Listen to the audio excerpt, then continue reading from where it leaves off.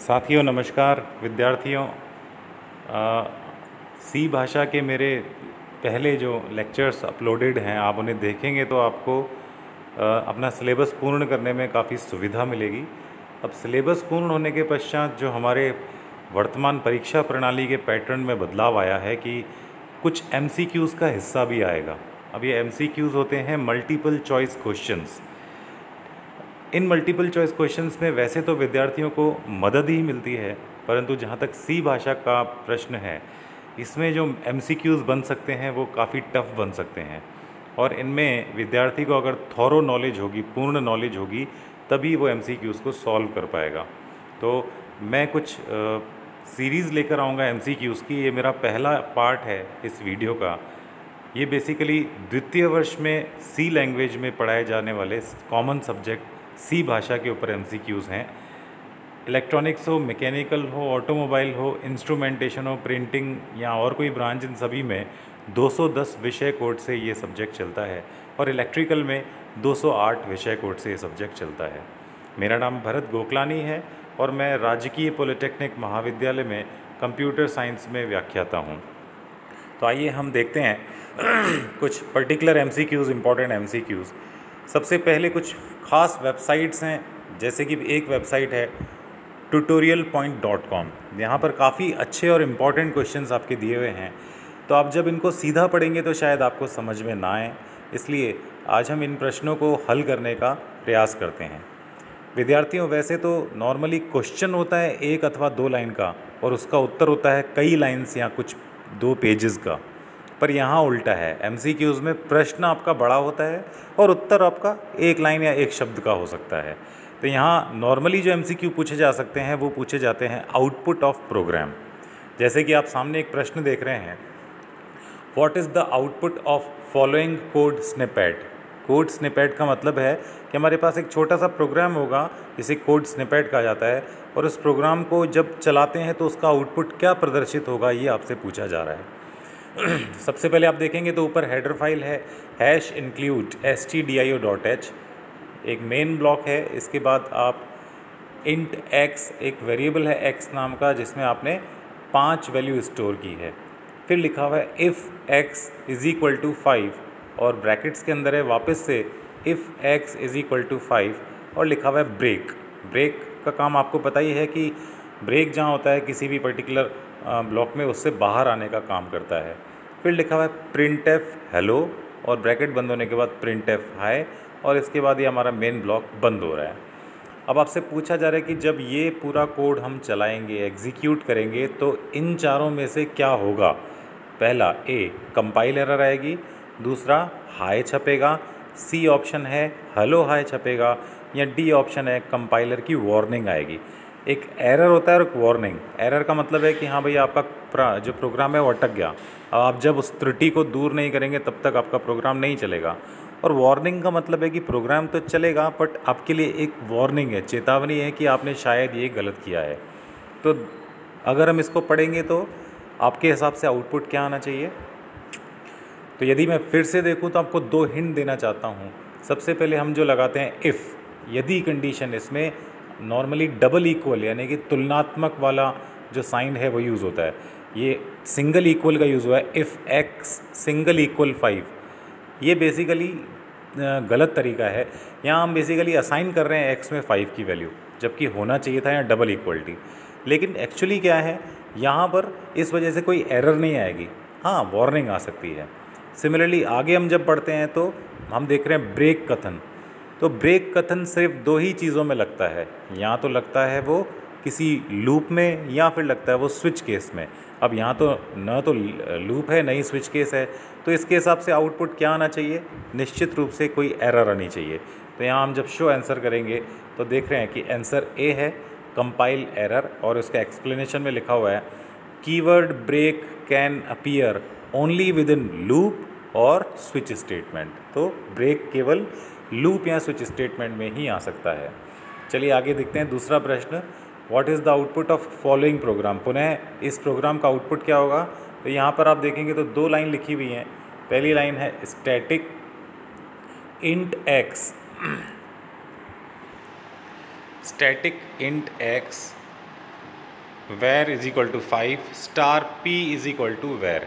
तो यहाँ स्ट्रक्ट, तो यहाँ बेसिकली एक स्ट्रक्चर का निर्माण हुआ है स्ट्रक्ट, और इसकी बॉडी के अंदर केवल दो ही एक ही एलिमेंट है इंट एक्स, एक वेरिएबल है एक्स। इसके बाद इसकी बॉडी बंद हुई है और आगे एक वेरिएबल डिक्लेयर हुआ है जिसके अंदर वैल्यू डाली गई है 5। फिर एक पॉइंटर डिक्लेयर किया गया है स्टार पी जिसके अंदर इस वेरिएबल की एड्रेस डाली गई है। तो आपको पहले पता होगा कि हम स्ट्रक्चर के एलिमेंट को यदि एक्सेस करना चाहें, उनको कोई मान देना चाहें, तो वो हो सकता है उसके वेरिएबल के द्वारा अथवा उसके पॉइंटर के द्वारा। तो यहाँ इस स्ट्रक्चर का एक वेरिएबल भी घोषित हुआ है और एक पॉइंटर भी घोषित हुआ है। इस वेरिएबल के द्वारा हमने 5 वैल्यू इस वेरिएबल में असाइन की है, यानी कि x का मान हो जाएगा 5। ठीक है, अब इस x के मान को यदि हम डिस्प्ले करना चाहते हैं तो या तो वेरिएबल के साथ डॉट का इस्तेमाल करके होगा या इस पॉइंटर के साथ एरो का इस्तेमाल करके होगा, ये हम पहले सीख चुके हैं। तो यहाँ हम देखेंगे तो लिखा हुआ है नीचे printf %d%d%d, मतलब 3 आउटपुट छपेंगे। पहला आउटपुट का मान छपेगा जो वेर डॉट एक्स में है, दूसरा छपेगा जो पी एरो एक्स में है, और तीसरा छपेगा जो ब्रैकेट में स्टार पी डॉट एक्स में है। तो यहाँ तो आपको पता ही है कि पहले की जगह वेर डॉट एक्स, मतलब वेरिएबल के साथ डॉट लगा रहा हूँ और x की वैल्यू जो 5 है वो छप जाएगी। यही काम p के साथ यानी पॉइंटर के साथ एरो के द्वारा हो सकता है, यहाँ भी 5 छपना चाहिए, परंतु कन्फ्यूज़न है तीसरे में स्टार पी डॉट एक्स। तो क्या हम पॉइंटर के साथ एरो के अलावा पॉइंटर के साथ स्टार और डॉट का यूज़ कर सकते हैं? वैसे देखा जाए तो स्टार पी यानी p जिसको पॉइंट कर रहा है उसकी वैल्यू और वेर यानी कि वेरिएबल, दोनों लगभग बराबर चीज़ें हैं।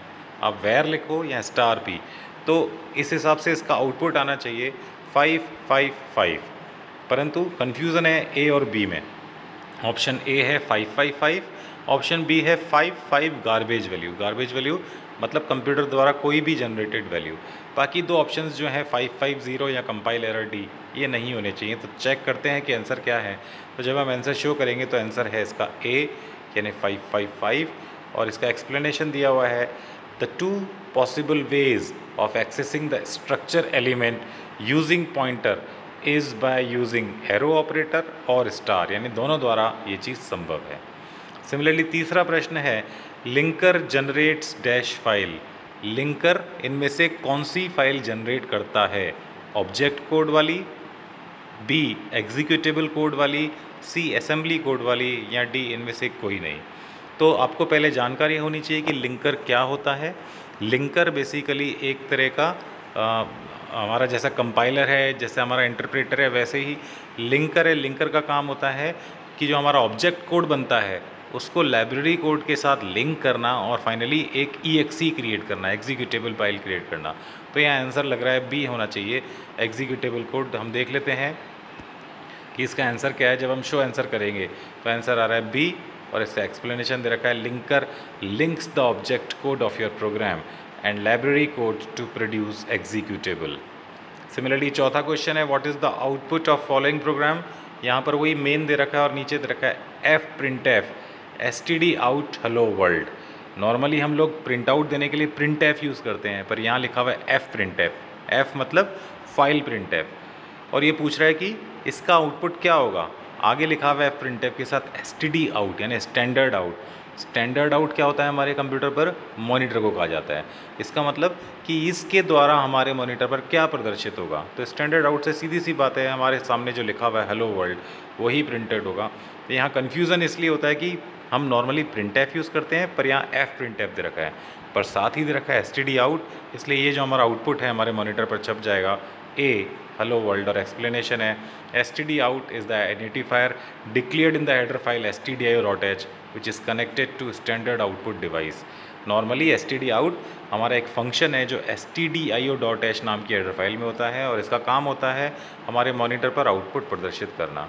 सिमिलरली अंतिम है आज का सीरीज़ का जो प्रश्न है what is the output of following programme. आप देखेंगे तो सबसे पहले इसके अंदर एक एरे बना रखा है, कैरेक्टर एरे जिसका नाम है s, और उसके अंदर हमने स्टोर किया है हेलो, फिर एक ये जो निशान है बैकस्लैश के साथ इसको बोलते हैं नल कैरेक्टर, तो हेलो नल हाय। फिर हमने प्रिंट एफ में दो चीज़ें छापी हैं %d। पहली आउटपुट होगा str लेन यानी स्ट्रिंग की जो लेन है, s में जो स्ट्रिंग सेव्ड है उसकी लेंथ, उसके अंदर टोटल कितने अक्षर हैं। और दूसरा है साइज़ ऑफ एस, यानी कि इसको कितनी मेमोरी में बाइट्स में जगह मिली है। और उत्तर दे रखे हैं, इसके ऑप्शन दे रखे हैं, ए 5 9, बी 7 20, सी 5 20 और डी 8 20। तो हम पहले समझते हैं कि जो स्ट्रिंग है उसकी लेंथ कैसे नापी जाती है। अब यहाँ पूरी स्ट्रिंग है टोटल, हेलो नल हाय, तो इसके अंदर अगर काउंट करेंगे तो कितने अक्षर हैं, हेलो यानी 5, एक नल 6, हाय का 7 8, कुल 8 अक्षर मुझे यहाँ से दिख रहे हैं। परंतु जो लेंथ काउंट होती है वो किसी भी स्ट्रिंग के लिए केवल तब तक काउंट होती है जब तक नल फाइंड आउट नहीं हो जाता। तो नल मिलते ही वो अपनी काउंटिंग पूरी करेगा, इसका मतलब आना चाहिए उत्तर इसका 5। तो str len का मतलब हो गया 5। सिमिलरली साइज़ ऑफ, हम जानते हैं कि एक कैरेक्टर को एक बाइट की जगह मिलती है, तो इसमें जितने अक्षर होंगे, जितने कैरेक्टर होंगे, उतनी ही बाइट इसको प्रदान कर दी जाएगी। तो हम अगर काउंट हमने किया था हेलो नल 5, हेलो 5, नल का भी एक खुद का बाइट होगा और हाय यानी 2 बाइट, तो कुल 5 और 1 6 और 2 8। लेकिन हमेशा स्ट्रिंग के अंदर जो मेमोरी आवंटित की जाती है वो 1 बाइट एक्स्ट्रा की जाती है, क्योंकि इसके आखिरी कैरेक्टर के लिए खाली स्थान छोड़ा जाता है। तो इस तरह से हो गया कुल 9। तो मेरे हिसाब से आंसर होना चाहिए इसका 5 9। हम देख लेते हैं। सबसे पहले आंसर है ए, वही 5 9। और एक्सप्लेनेशन इसका दिया हुआ है, length of string is count of character up to null and size reports the size of array, यानी कि कुल कितने कैरेक्टर हैं। तो ये मेरा प्रेजेंटेशन था। उम्मीद है आपको ये प्रेजेंटेशन पसंद आया होगा। धन्यवाद।